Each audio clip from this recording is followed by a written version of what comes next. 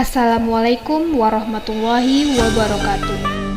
Indonesia merupakan negara dengan kekayaan alam yang sangat berlimpah, terutama kekayaan mineral dan batu bara yang selama ini menjadi salah satu produksi mineral dan batu bara terbesar di Indonesia. Salah satunya kegiatan pertambangan. Sebagai negara yang mempunyai julukan paru-paru dunia, Indonesia mempunyai banyak sekali pulau yang terselimuti oleh hutan lebat.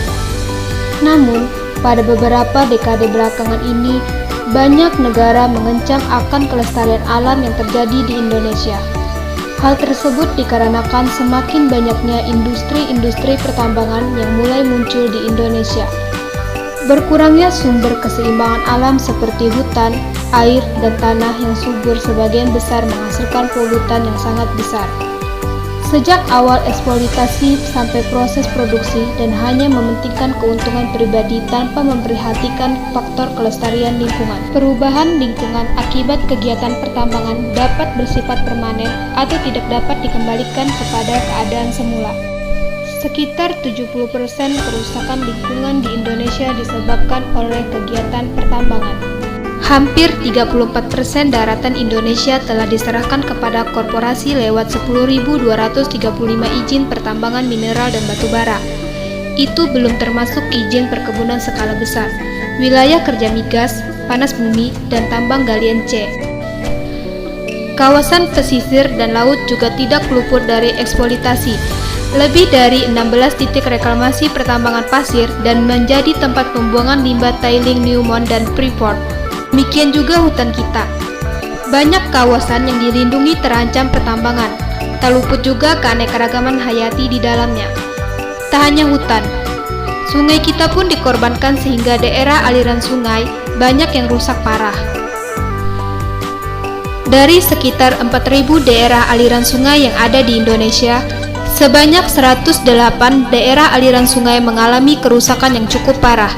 Kementerian Energi Sumber Daya Mineral dinilai melakukan pembiaran atas kehancuran ini dan dibayar dengan kematian warga, kerusakan lahan, dan berubahnya pola ekonomi masyarakat.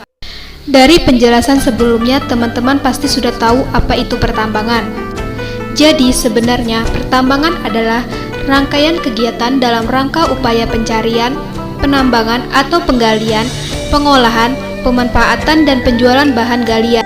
Contohnya seperti mineral, batu bara, panas bumi, dan migas. Resiko dari kegiatan pertambangan ini yaitu apabila tidak dikelola dengan baik, penambangan dapat menyebabkan kerusakan lingkungan secara keseluruhan dalam bentuk pencemaran air, tanah, dan udara. Maka dari kegiatan tersebutlah munculnya berbagai macam kerusakan lingkungan sehingga menimbulkan dampak positif dan negatif bagi masyarakat dan negara. Dampak positif adanya industri pertambangan antara lain yaitu menciptakan lapangan pekerjaan bagi masyarakat. Hasil produksi tambang dapat digunakan untuk memenuhi permintaan pasar domestik maupun pasar internasional, sehingga hasil ekspor tambang tersebut dapat meningkatkan pendapatan dan pertumbuhan ekonomi negara. Industri pertambangan juga dapat menarik investasi asing untuk menanamkan modalnya di Indonesia. Kemudian, di sisi lain, industri pertambangan juga mempunyai dampak negatif yaitu kerusakan lingkungan, gangguan kesehatan, dan konflik sosial. Yang mana maksud dari 3 dampak negatif yang diakibatkan dari kegiatan pertambangan tersebut yaitu 1. Kerusakan lingkungan yang disebabkan oleh limbah hasil pertambangan sehingga dapat berbahaya bagi lingkungan dan menyebabkan pencemaran tanah dan air.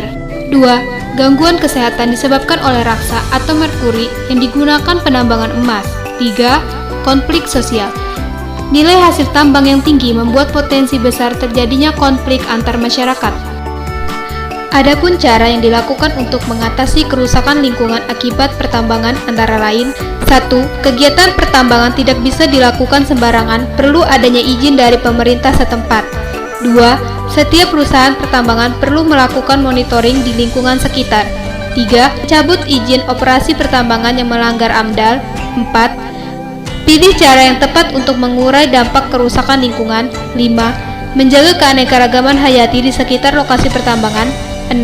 Perusahaan pertambangan wajib melakukan reklamasi bekas penggalian pertambangan. 7. Berikan edukasi di setiap warga sekitar tentang bahayanya pertambangan ilegal.